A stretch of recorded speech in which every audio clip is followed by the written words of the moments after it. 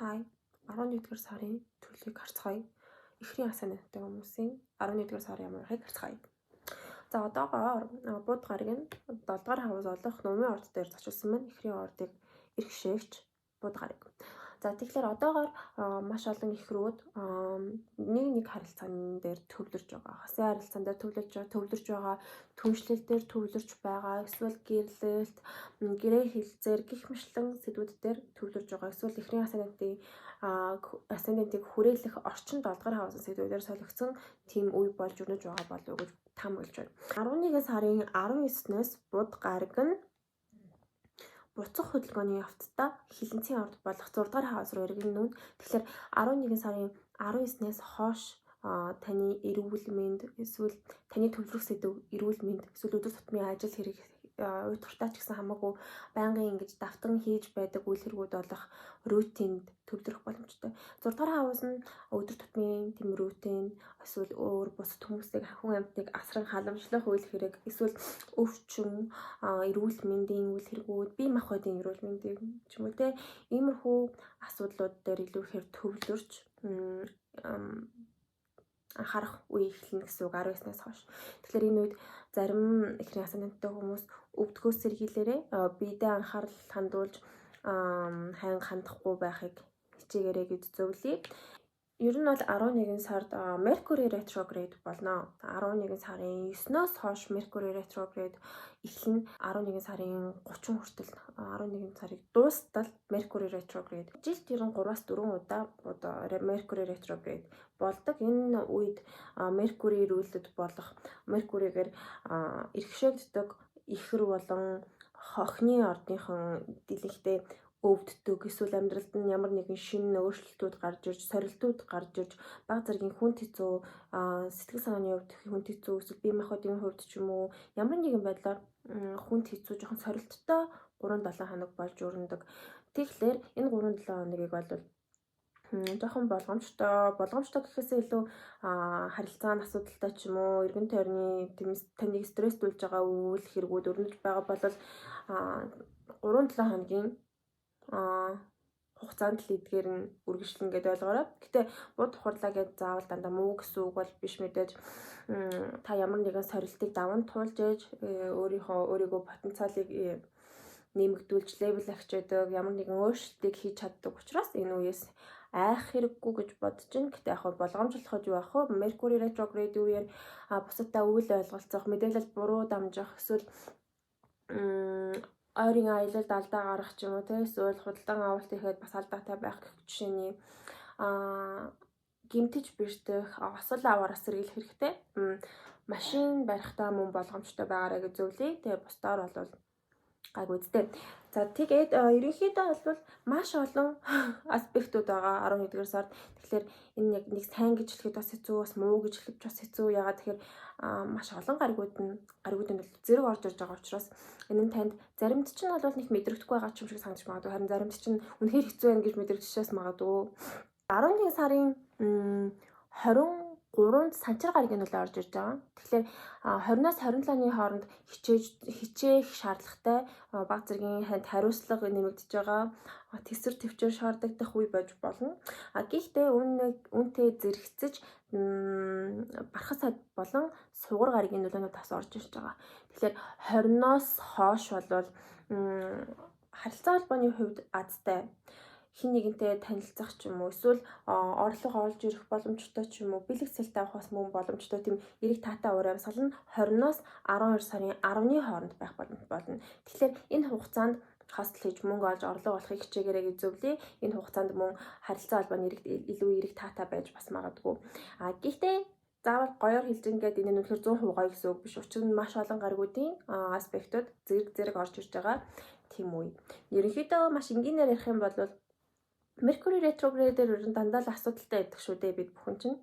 Тэгээ Mercury retrograde-ийн сүүдэр хэсэг, эхний үеийн сүүдэр хэсэг 10 сарын 21-ээс эхэлсэн. Тэгээд яг 9-өөс хойш Mercury retrograde албан ёсоор эхлээд 11 сарын 30 хүртэл үргэлжлэж дуусна гэж ойлгоорой. За 11-р сарын хугацаанд 7-р хаусын сэдв болох гэрлэлт, хосын харилцаа, түншлэл гэх мэтлэн бүх төрлийн нэг харилцааны уур амьсгал мөн адил маш замбраагүй байна. Энэ хугацаанд салалтч байгаа, цэгцлэг харилцаач байгаа, эсвэл нэгдэх илүү гэгээлэг эерэг харилцаанууд ч бас үүсэх боломжтой. Гэхдээ энэ нь яг сайн гэж хэлэх хэцүү, муу гэж хэлэх хэцүү, бас л ялгаагүй маш олон аспектууд 7-р хаус дээр өрнөж байгаа учраас холимог үе гэж хэлье. Гэхдээ 50 гэж хэлэхгүй. 11 сарын 7-нд Юранус таны 12 дугаар хаус болох Үхрийн орд руу нүүнэ.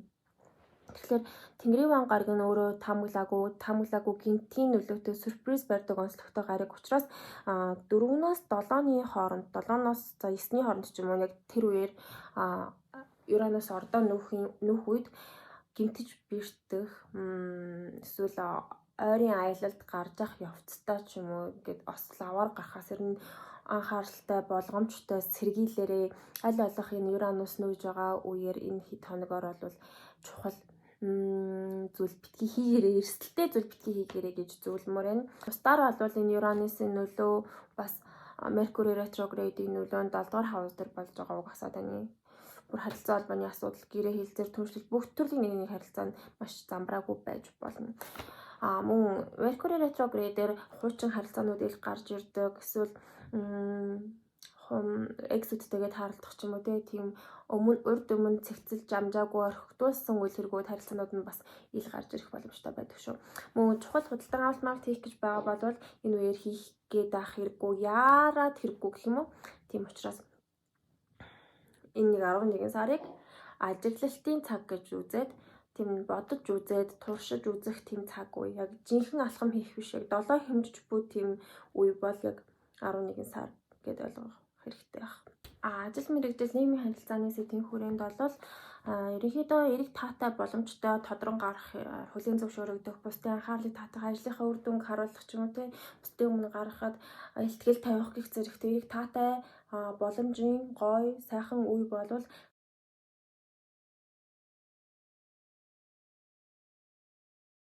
11 сарын сүүлийн 7 хоног бол ажил мэргэжил нийгмийн харилцаатай холбоотой чухал шийдвэр гарах, чухал өөрчлөлтүүд гарч ингээд жин там болох яг Mercury retrograde дуусах үедээ зэрэгцээтэй чухал өөрчлөлтүүд гараад цэгцэрж байгаа үе мэтэр ойлгоорой.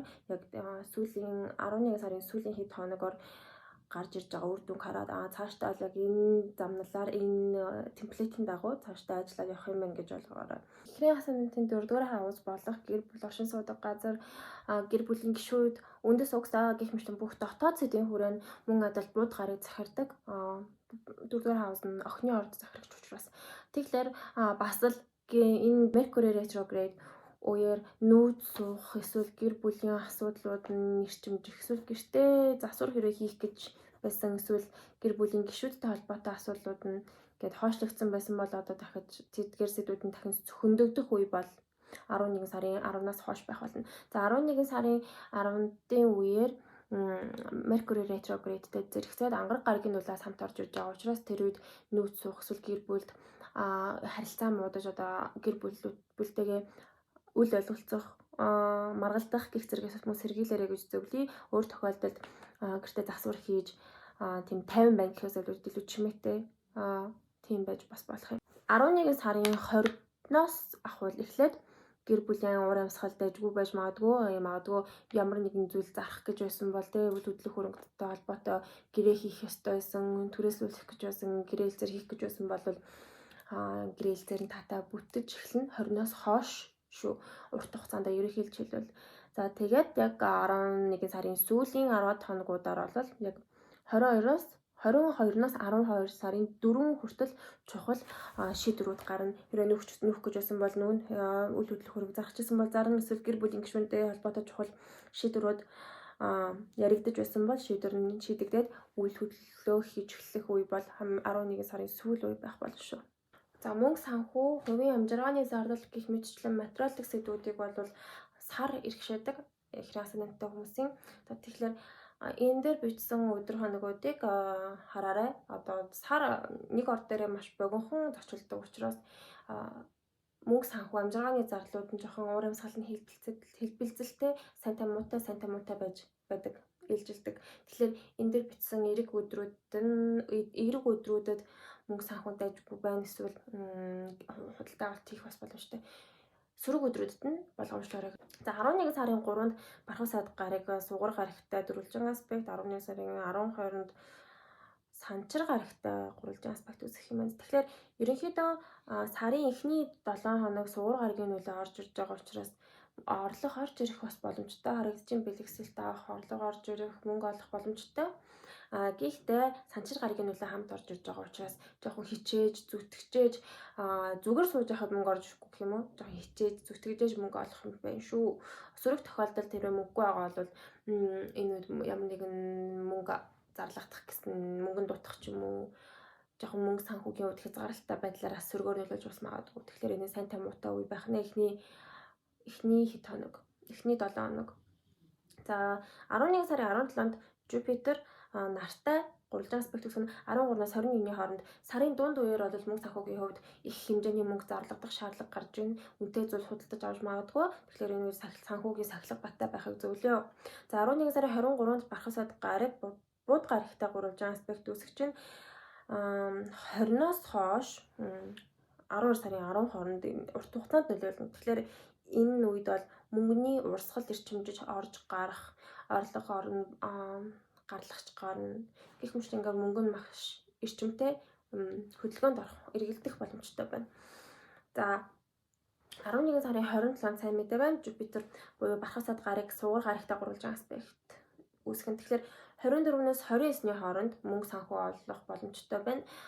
Бэлгэсэлт авах, хамтдаа хоол идэх, эсвэл өөрийн дуртай зүйлдээ мөнгө зарлагдах гэх зэргээр нөлөөлж болохоор эхний 7 хоног, сүүлийн 7 хоног юм уу да тий барыг таатай байна. Бусдаар бол жоохон зарлага ихтэй харагдаж байгаа учраас болгоомжлоорой гэж зөвлөе. 11 сарын 11-нд Бархав саад гараг ретрогрейд хөдөлгөөнд орно. Тэгэхээр таны мөнгөний хаус дээр ретрогрейд хөдөлгөөнд орж байгаа учраас энэ 11-ээс хойш таны мөнгө олох арга барилд өөрчлөлтүүд, шинжилэлтүүд орж ирнэ. Эсвэл ямар нэгэн мөнгөний асуудлууд гарч ирэх ч юм уу те. Эсвэл нэг мөнгө олдог байсан хэв маягаасаа хазааж өөр нөхцөлд шилжиж өөр ажил хийх ч юм уу, эсвэл өөр орлогын их усүр хайж эхлэж, эсвэл ажилдаа ингээ апгрейд хийгээд дараагийнхаа левел ахих гэж хичээж байгаа. Тэгээ мөнгөний тал дээр штэ. Тийм үе эхлэн гэсэн үг 11-ээс хойш. За тэгэхээр 11-р сард нь амжилт хүсье. Дараагийн сарын подкастаар уулзцгаая. Баяртай. Лайк, subscribe дараарай.